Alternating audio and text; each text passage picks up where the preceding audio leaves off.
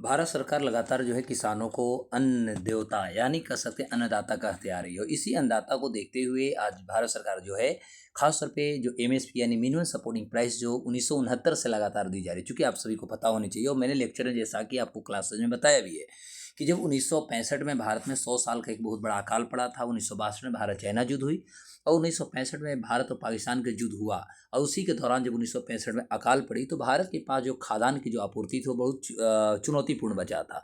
देश की जनसंख्या को जो हमारी ज़रूरत थी निर्था ही फुलफिल करना हमारे लिए कहीं न कहीं बहुत बड़ी चुनौती थी। इसी के दौरान जो था भारत सरकार 1966 में उस समय देश के प्रधानमंत्री शास्त्री जी थे और शास्त्री जी के द्वारा भारत में जो था ग्रीन रेवोल्यूशन यानी हरित क्रांति जो थी उसकी शुरुआत की गई, जिसके जनक भारत में जो है एम एस स्वामीनाथन जी को माना जाता है। और उसी के दौरान जब किसानों ने खेती करने के लिए तैयार उसके बावजूद भी नहीं हो रहे थे, जब सरकार ने सारे सुख सुविधाएं दे रही थी, चाहे हम खाद के दाम कह सकते, सिंचाई की सुविधाएं कह सकते, बीज फ्री दे रही थी, फिर भी जब किसानों ने तैयार नहीं हुए तब सरकार ने उसी समय में आपने देखा होगा एमएसपी का कॉन्सेप्ट आया था, यानी मिनिमम सपोर्टिंग प्राइस की बात हुई तो 1969 से हमारे यहाँ एमएसपी जो है पूर्ण रूप से लागू हो गई है। तो किसानों को ये माना जा रहा है कि किसानों को बल्ले बल्ले होने वाले, क्योंकि भारत सरकार जो है लगभग 22 फसलों को एमएसपी में रिकॉर्ड वृद्धि किया है। और अरहर का तो कहना नहीं है, अरहर जो है 8,000 के पार हो चुका है।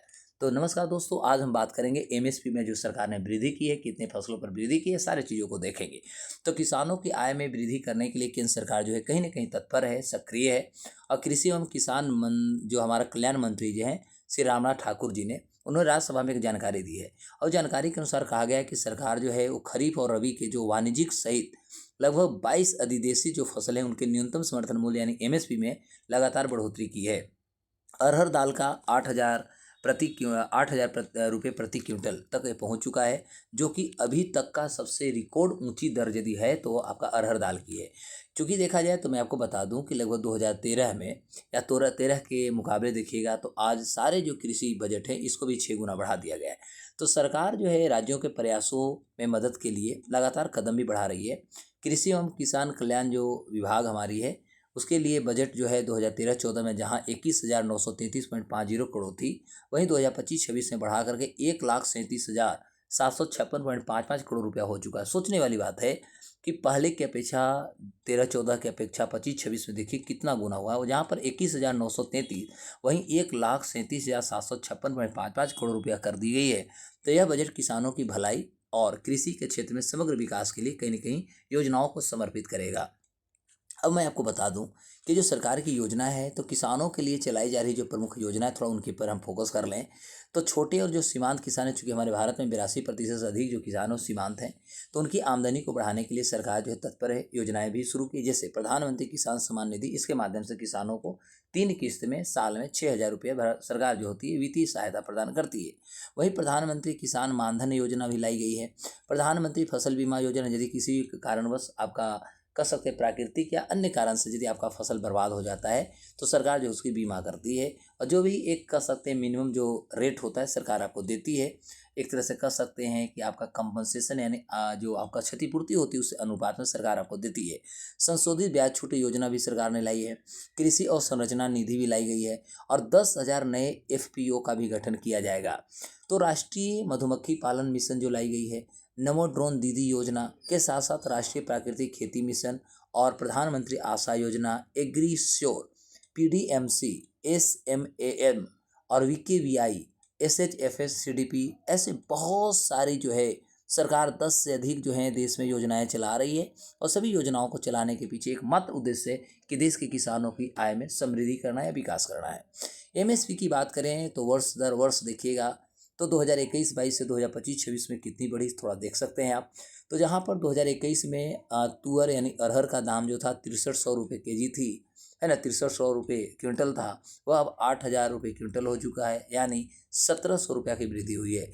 मूंग दाल की बात करें तो 7,275 था 2021-22 में, अब इसमें 8,768 कर दिया, यानी 1,493 रुपया की वृद्धि हुआ है। सामान्य धान जो 1940 रुपये प्रति क्विंटल था, अब इसको बढ़ा करके 2369 यानी 2369 रुपये प्रति क्विंटल कर दी गई। इसमें भी 429 रुपये की वृद्धि हुई है। यदि ज्वार की बात करें तो ज्वार 2021-22 में जो था 2738 रुपये क्विंटल था, इसे बढ़ा करके 3639 रुपये क्विंटल कर दी गई। इसमें भी 961 रुपये की वृद्धि हुई है। मक्का की बात करें तो 1870 रुपया 2021-22 में थी, इसको अभी बढ़ा करके 2400 क्विंटल प्रति रुपये कर दी गई। इसमें लगभग 530 रुपये की वृद्धि हुई है। सोयाबीन पीला, ध्यान देंगे, सोयाबीन पीला की बात करें तो पहले जो था 2021-22 में 3950 रुपये प्रति क्विंटल थी, इसको बढ़ा करके 5328 रुपये प्रति क्विंटल कर दी गई। और इस तरह से हम कहेंगे कि अभी लगभग 1378 यानी 1378 रुपये इसमें भी वृद्धि हुआ है। और तिल की बात करें तो पहले 7307 रुपये प्रति क्विंटल था, ये बढ़ करके 9846 हो गए यानी 2539 रुपये की वृद्धि। कपास मध्यम रेशा की बात करें तो 5726 रुपये प्रति क्विंटल था, जो 7710 प्रति क्विंटल हो गई यानी 1984 रुपये की वृद्धि हुआ है। गेहूँ 1975 प्रति क्विंटल था, जो 2425 रुपये प्रति क्विंटल हो गया यानी 450 रुपये की वृद्धि हुई। चना 5100 था, जो 5650 हो गई, 550 रुपये की वृद्धि हुआ। सरसों 4650 था यानी 4650 थी, जो 5950 यानी 5950 1300 रुपये की वृद्धि हुआ। मसूर 5100 था, जो 6700 हो गया यानी 1600 रुपये की वृद्धि। 4500 रुपये हमारा जूट था, जो 5650 यानी 1150 का वृद्धि। और खोपरा यानी बॉल जिसको कहते हैं 10,600 थी, इसको बढ़ाकर 12,100 कर दी यानी 1500 रुपये की वृद्धि हुई है।